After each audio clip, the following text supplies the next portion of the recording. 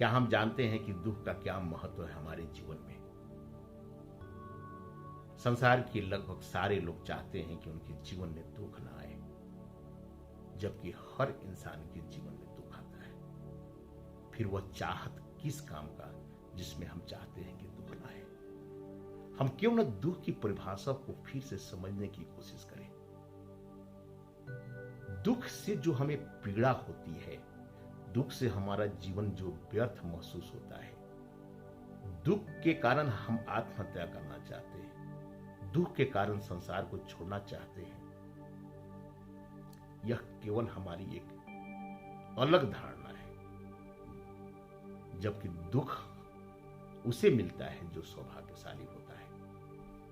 सौभाग्यशाली इंसान को ही दुख की अनुभूति होती है, और जैसे उसे दुख को वह अनुभव करने लगता है तो उसे एक नया रास्ता खुलता है जो परम आनंद की ओर ले जाता है, आनंद की ओर ले जाता है। इसलिए दुख जो है वह कोई परमात्मा की दी हुई गलत व्यवस्था नहीं है।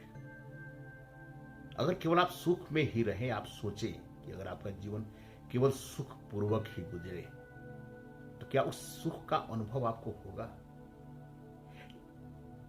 और दूसरी बात, क्या आप सुख से निकलकर क्या जीवन की उस हकीकत को आप पहचान पाएंगे जो आपको पहचानना चाहिए? सुख में इंसान अपनी प्रकृति को नहीं समझ पाता है, इस संसार, इस सृष्टि की प्रकृति को नहीं समझ पाता है, दूसरे की प्रकृति को नहीं समझ पाता है। जब आदमी दुखी होता है तो उसकी अपनी हकीकत समझ में आती है, दूसरे की हकीकत समझ में आती है, इस प्रकृति की हकीकत समझ में आती है। इसलिए दुख तो केवल उस सौभाग्यशाली को मिलता है जो परम आनंद की तलाश में पहुंचता है।